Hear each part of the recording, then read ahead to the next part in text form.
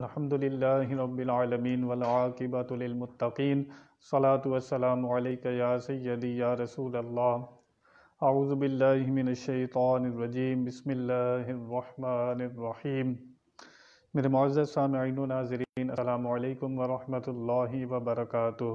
مسلسل درس قرآن آپ سماعت فرما رہے ہیں۔ گزشتہ آیات میں آپ نے ذکر سنا حضرت عیسیٰ علیہ السلام کا۔ انہوں نے جو معجزات اللہ تعالیٰ کی طرف سے عطا ہوئے تھے وہ بنی اسرائیل کو دکھائے۔ اللہ تعالیٰ کی کتاب تورات شریف جو آپ پر نازل ہوئی، آپ نے اس کے احکام ان کو سنائے، اور اللہ تعالیٰ نے جو کچھ آپ پر نازل کیا آپ نے سب کچھ ان کو سنایا، اور جب ان لوگوں نے تبلیغ کا اثر قبول نہیں کیا، اس کا انکار کیا، حضرت عیسیٰ علیہ السلام نے جب ان کے ارادے کو بھانپ لیا کہ یہ مجھے شہید کرنا چاہتے ہیں، یہ میرے قتل کے ارادے رکھتے ہیں، تو انہوں نے جب ان کے ارادے کو بھانپ لیا تو انہوں نے پھر اپنی قوم سے ایک اعلان کیا، ایک آواز لگائی۔ چنانچہ اللہ تعالیٰ اس واقعے کو قرآن پاک میں نقل فرماتا ہے، اور اپنے حبیب کریم صلی اللہ تعالی وسلم کو دلی تسلی دی جا رہی ہے، اگر یہ کفار آپ کی تبلیغ کا اثر قبول نہیں کرتے تو ان سے پریشان ہونے کی ضرورت نہیں ہے۔ یہ ان لوگوں کا، یہود و نصارہ کا یہ پرانا طریقہ ہے، یہ انبیاء کرام کی تبلیغ کو جھٹلاتے رہے ہیں۔ چنانچہ اللہ تعالیٰ قرآن پاک میں بیان فرماتا ہے، فَلَمَّا أَحَسَّ عِيسَىٰ مِنْهُمُ الْكُفْرَ قَالَ مَنْ أَنصَارِي إِلَى اللَّهِ، جب محسوس کر لیا، ان کے ارادے کو بھانپ لیا، ان کے کفر کی علامات دیکھ لی عیسیٰ علیہ السلام نے، تو انہوں نے کہا، قَالَ مَنْ أَنصَارِي إِلَى اللَّهِ، کون ہے میرا مددگار اللہ کی طرف، اللہ کے لیے کون ہے میرا مددگار؟ قَالَ الْحَوَارِيُّونَ نَحْنُ أَنصَارُ اللَّهِ، حواریوں نے کہا کہ ہم ہیں اللہ کے دین کے مددگار۔ آمنا باللہ وشہد بأننا مسلمون، ہم ایمان لائے اللہ پر، آپ اس پر گواہ ہو جائیں کہ ہم مسلمان ہیں، ہم ماننے والے ہیں۔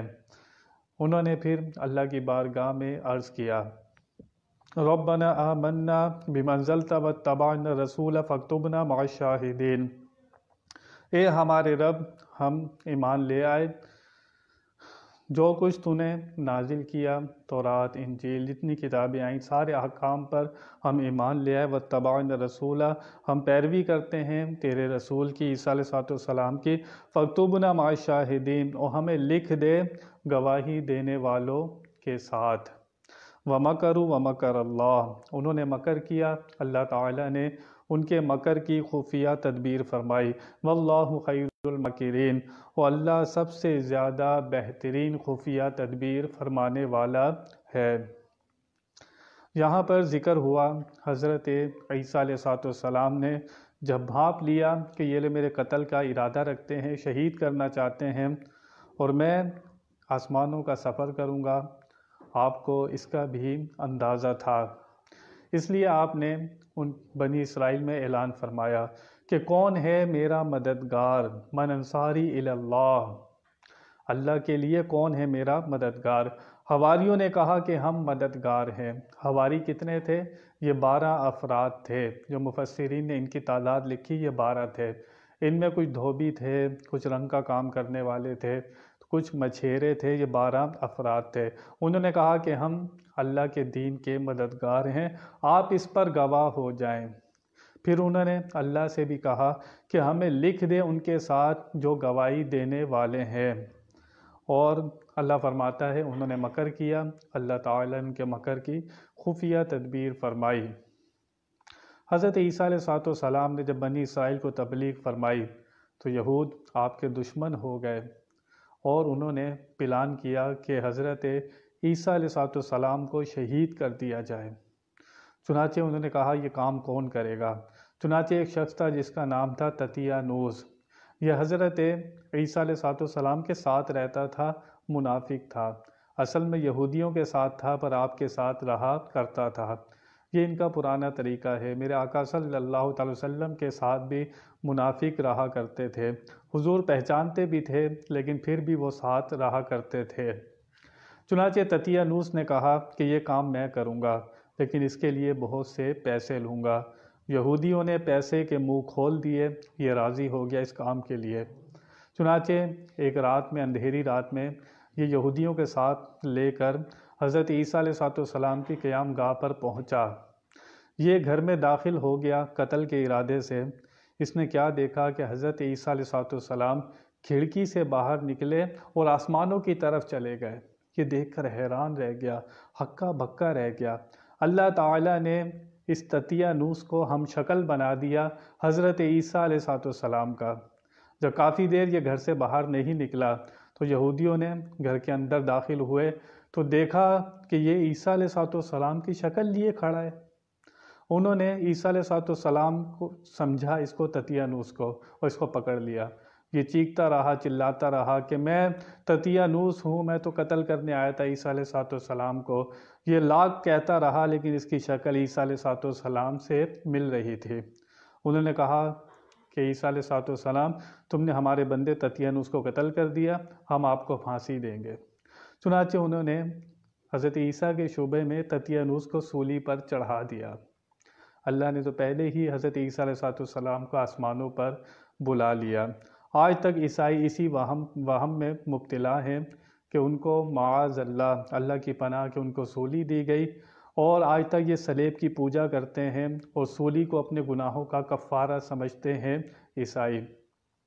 اللہ تعالیٰ نے آپ کو آسمانوں پر بلا لیا۔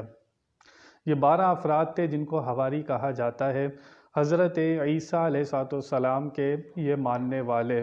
یہ 12 افراد تھے۔ انہوں نے دعا کی تھی کہ یا اللہ ہمیں لکھ دے ان کے ساتھ کہ جن کے ساتھ مولا کل گواہ ہوں گے۔ امت مصطفیٰ صلی اللہ تعالی علیہ وسلم کل قیامت میں گواہی دے گی، قومیں انکار کریں گی۔ موسیٰ علیہ السلام کی قوم، عیسیٰ علیہ السلام کی قوم، یہ قومیں انکار کریں گی، یا اللہ تیرا کوئی نبی نہیں آیا، کسی نے حق کا پیغام ہم تک نہیں پہنچایا۔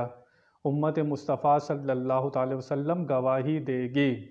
تو علماء فرماتے ہیں یہ جو حواری تھے 12 افراد، انہوں نے دعا کی تھی کہ یا اللہ امت مصطفیٰ صلی اللہ تعالی وسلم کے ساتھ ہمارا حشر فرما، ان کے ساتھ ہمیں لکھ دے۔